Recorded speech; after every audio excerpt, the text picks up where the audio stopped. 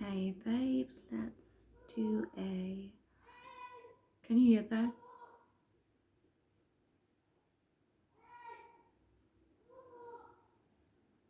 I think you can hear that. Well, let's just do a little get ready with me using the Muse palette. Well, he's not screaming for help, I tell you that, or else I wouldn't sit here. This is her, and you know what, I of course took a closer look to make up my mind a little bit, and I would say if you don't have this palette and you find pleasure in Eldridge eyeshadows, I think the whole palette is worth it. For me personally, I think that most of these shades are I think as beautiful as this one is, I would guess I could find more of these what is it, mauvey pinky shimmers in my collection. I think this one is rather special, you know, in depth and undertone. Now these Eldridge mattes are, they are not bad, they are decent. They're not my favorite though. But if I was to order something from her website, I might get a backup of this one. I don't know. Maybe it's over the top. Obviously, I've had this palette for quite some time, and there isn't any dent in this one. Probably shouldn't. I think these two darker mattes are probably more special to you if you have a proper golden complexion, warmer complexion, medium, definitely deeper than I am. It's not that they have this unflattering red or pink eye effect right now on my winter complexion, but it's not enhancing anything here either. So, but you know, at my deepest, I might find more pleasure and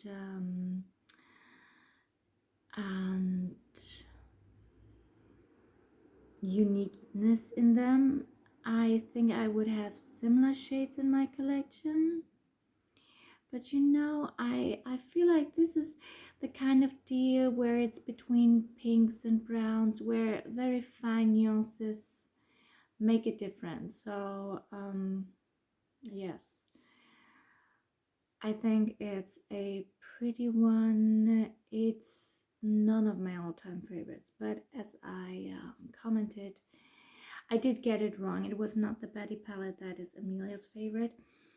It's this one. It's a Muse, and she is quite a bit darker than I am, you know, with brown eyes, so I can really see how this is a medium brown eyes type of favorite. So let's just oh, and by the way, this luminous one, Love in Venice, it's a transparent topper shade. These type of shades have their beauty and purpose. For example, for a very soft, not quite natural, but more it's just for a softer type of look. This has its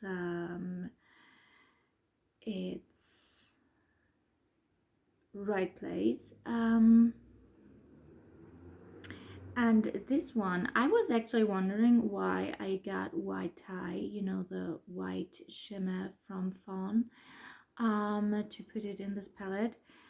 but this is much more golden than it seems here in the pan. I mean, when white tie sits next to this palette, it seems a bit pointless, but you know, it's a warm one. And that is a very smooth, beautiful, soft gold with a very fine hint of peach in it.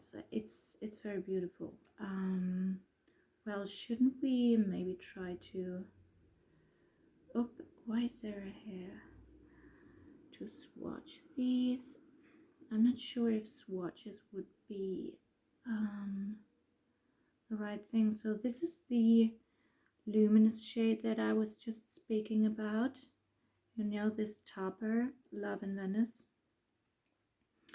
Then let's put the pink shade next to it. Reminds me of the Urban Decay Naked palette. 1 second. So yeah, that's a normal shimmer. What is it called here? It's Tomorrow's Party in a metallic finish.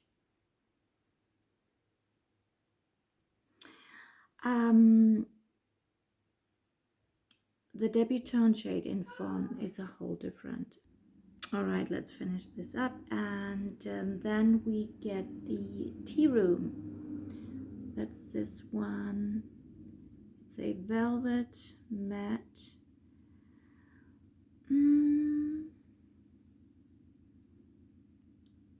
And it has some brightening to it. It's a beautiful shade. Now let's see if so. Maybe this is the light shade. Can you see it at all? So it's a very soft salmony pink. Does it show here? Wait, it's here. I don't even know. Doesn't show quite like I would want it to. This is the peachy gold. Here we have that topper shade. It's very transparent, very thin, very transparent. Same goes for the Debutante shade in the Fawn palette, but very similar to this one, but so much warmer, like a more leaning rose gold with some coppery undertones almost. Here we have I put it here so you at least know where the matte shade is, and this too, you know, has a soft rose golden quality to it, this pink one, and I'm not sure if you can see them well. And then we have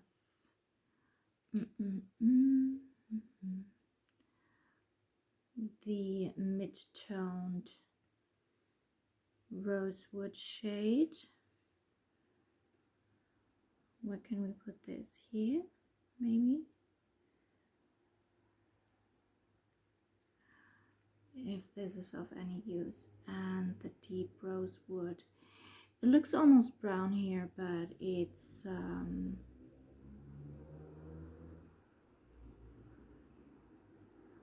very,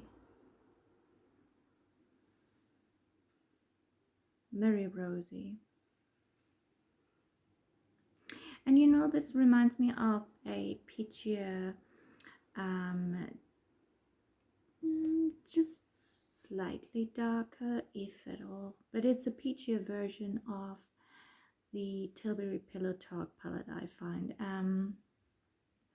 And I thought, since I'm a big fan of these little quads, I would show you 1 second, I need to clean my hands.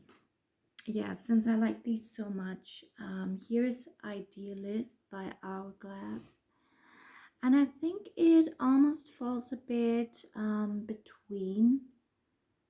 Well, actually, Pillow Talk is quite peachy and pulls much warmer than it appears in the pan as well.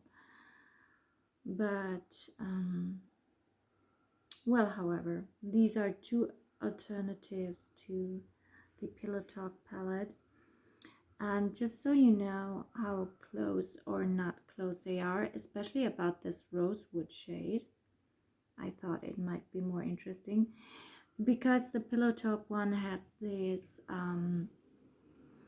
nut brown kind of shade, and the salmon, the actually much deeper and more vibrant salmon shade than this one. This is brightening. The one in the Tilbury Quad is a crease shade, and I actually plan to do a video with these Pillow Talk kind of palettes, but now let's hurry up and get going, and I will start with the brightening shade, of course, because especially I want to see if I just want to see how I like it in the inner corners. Let's do this eye is much easier.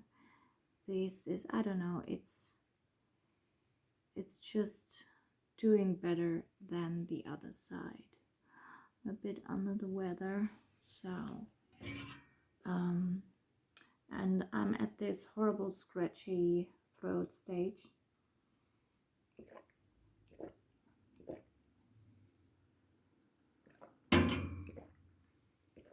Better.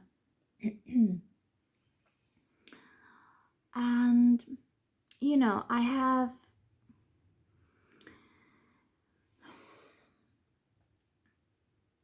think on a medium complexion, this looks very almost like my skin tone, just a bit peachier. I wouldn't call it optimal right now. I think it's prettier in the inner corners, more brightening, more correcting in undertone versus, well, it's not odd in undertone, I wouldn't say that now. But you know, this palette really comes into its own on a medium complexion, I would say. If is that a good wording for eyeshadow? I don't know. And you see, I just have a couple of formulas. One of the best is actually super cheap. It's Catrice, a drugstore eyeshadow that is so nice, perfect amount of pigment, blurring. It's just up there. It's my perfect golden standard actually when I'm looking at eyeshadows. And you know, when I try to figure out, is it just my skin, is it acting up, is it too dry, why is this eyeshadow looking weird, when I compare it to the Catrice one, I know if it's the eyeshadow or just my skin condition.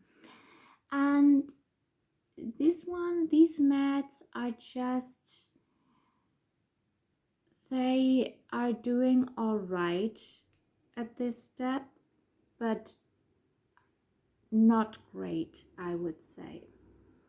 It's still a pretty shade. And you know how I like it better now that I'm quite pale? I will actually use this in a crease.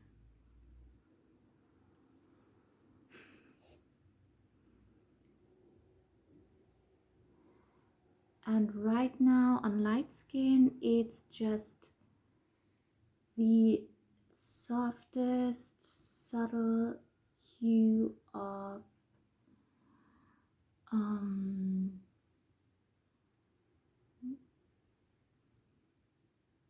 yeah, I mean, it's so soft and subtle, but it's there. It's just, you know, it's just nice and fresh. So right now, with my winter complexion being a Chanel B20 or a, you know, a 3 neutral in, oh, I kicked up quite a bit here. 3 neutral and Charlotte Tilbury. Or what is it in? Lisa Eldridge skin tint, a 5 or a 6. Yeah, 6 rather. 5 is very pale. Okay. So, as creamy as they feel and look in the pan, creamy to the touch. This formula, it does add texture. It's the finish. It applies this velvet matte formula is a bit dry looking, so this creaminess does not apply, you know. I think this is a beautiful shade. I'm not sure how it's doing on seriously oily skin, oily eyelids. It's just not my favorite matte formula. What can you do? Yeah, so I guess there is no need to get a backup of this one, really not. But still a decent palette. So now I'm not sure what would we like to do now.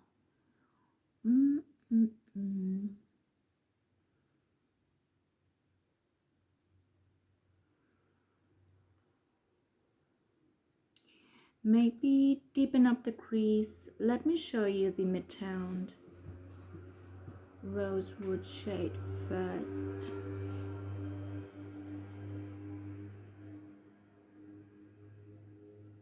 That didn't do a lot.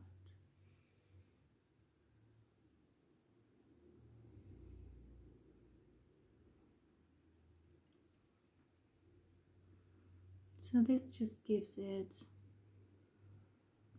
intensifies the pink in it all. That's also a velvet. It's called Cherubim. And the deepest one is, they're all velvets. Vintage Mulberry is the deepest one. Let me just put it here to show you the contrast, or the difference rather. I went in the same way, like this. And because, you know, maybe you just want to get one pan of either one.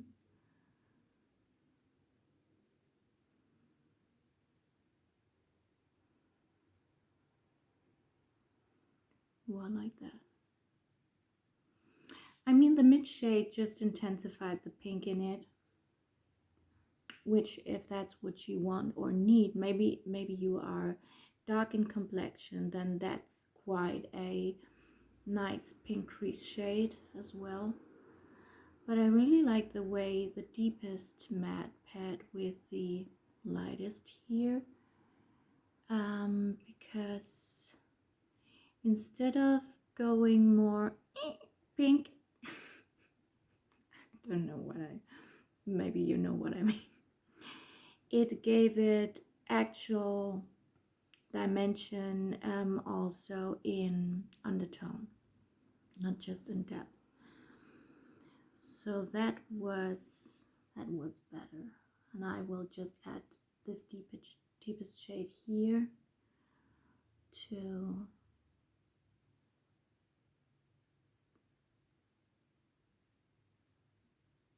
make them even.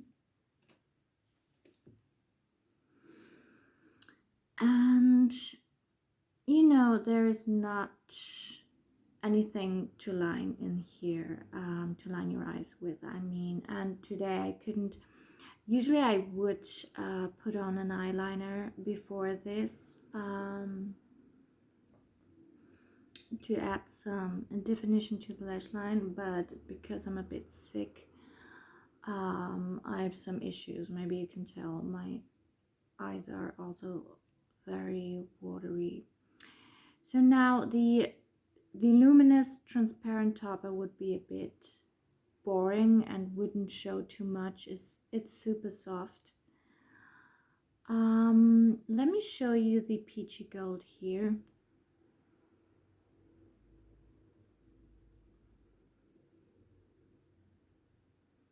That's super pretty. If you are a Lisa Eldridge lover, which rightfully so, because you know the customizable aspect is to me a quite considerable one. And let me show you the pink metallic here.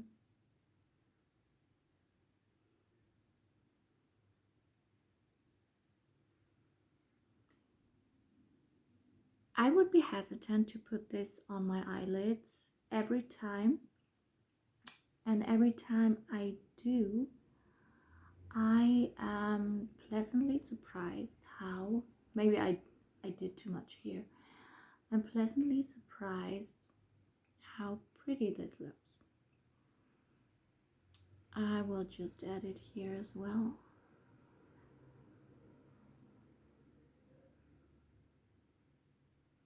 And you know, actually, the peach gold layered with this pink one, that reminds me a little bit of the debutante shade, just with more opacity. Actually, I would say the debutante is a bit more boring in comparison to these two. Let me add that peachy gold here to give them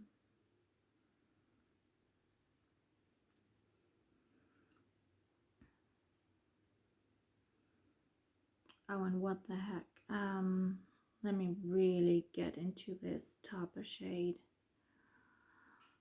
and show you. I'm not sure what the lighting is like. I hope this is helpful in any way. I'm not sure if the lighting is enough. If I put on this topper shade all over here on only one eye,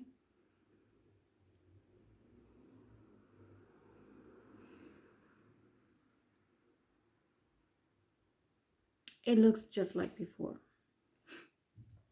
I think this topper shade is great to, you know, if you want the softest look, like this one or this one in the crease, and then this translucent topper one on the eyelid, just for a look that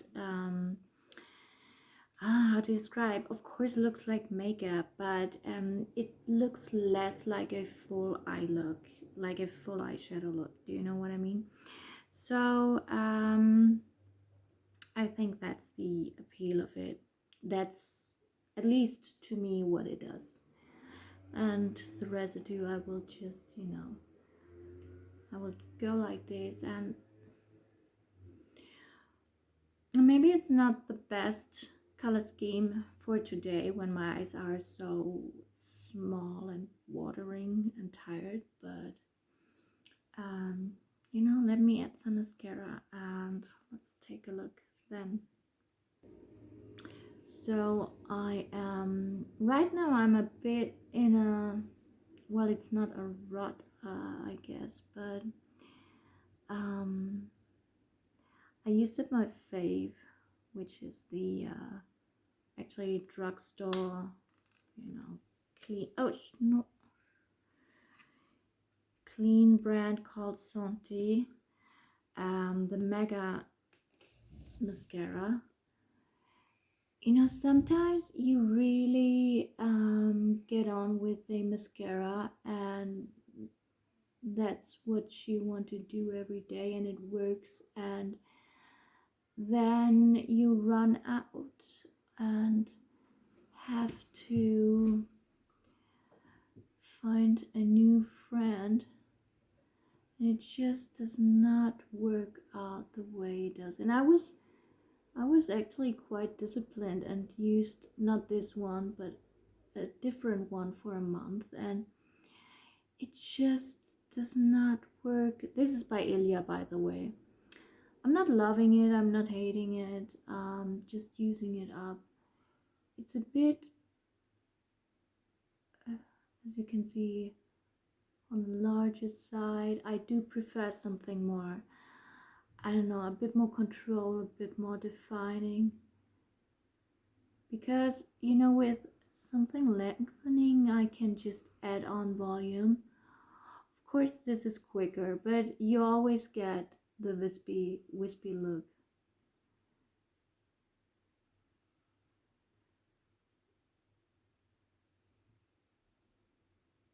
This is not going to be great.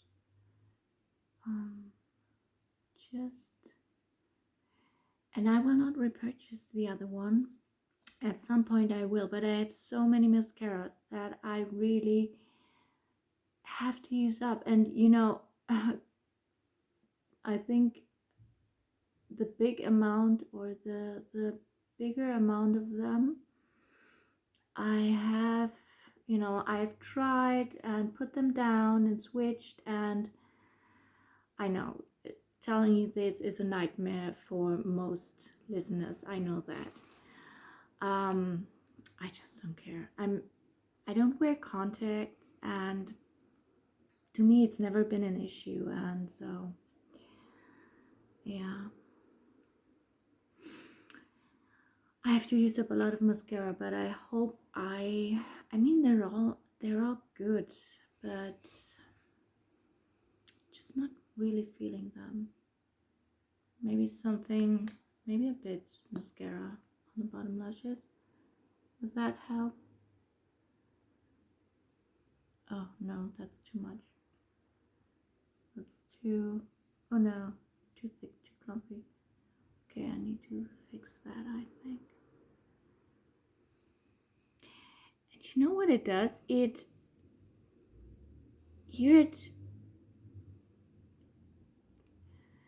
It's a bit satisfying, but it's also annoying because it always leaves something on top, and I don't like that. It's a pet peeve of mine. I'm a bit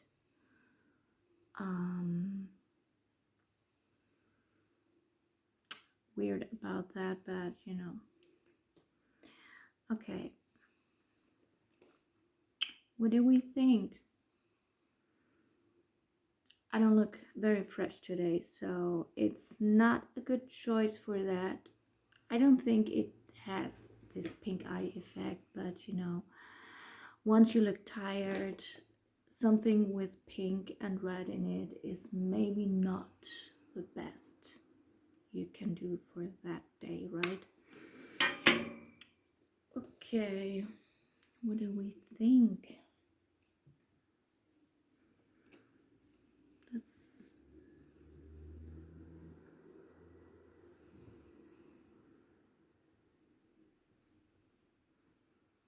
just trying to catch the shades a bit better. And as I said, you know, on a light complexion, maybe this one isn't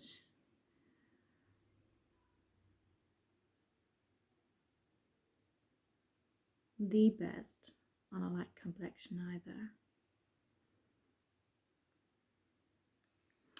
Lately, there have been many products where I thought that it's just, you know, just perfect and right on a medium complexion. Many times.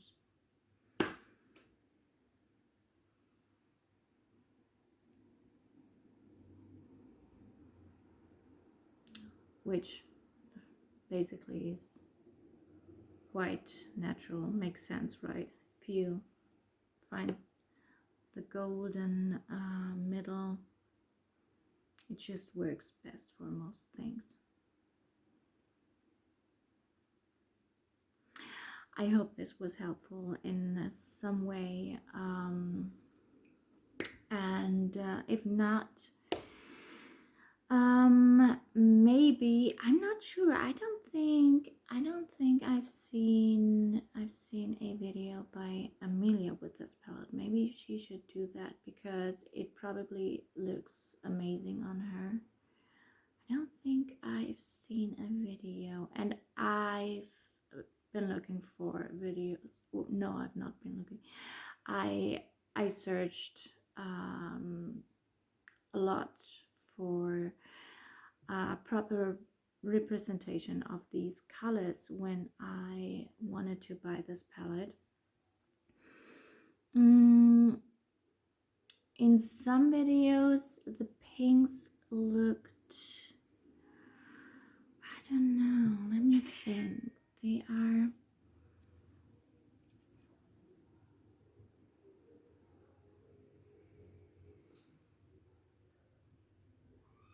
it's quite pink. I mean, it's not earthy, but it's not terribly loud either.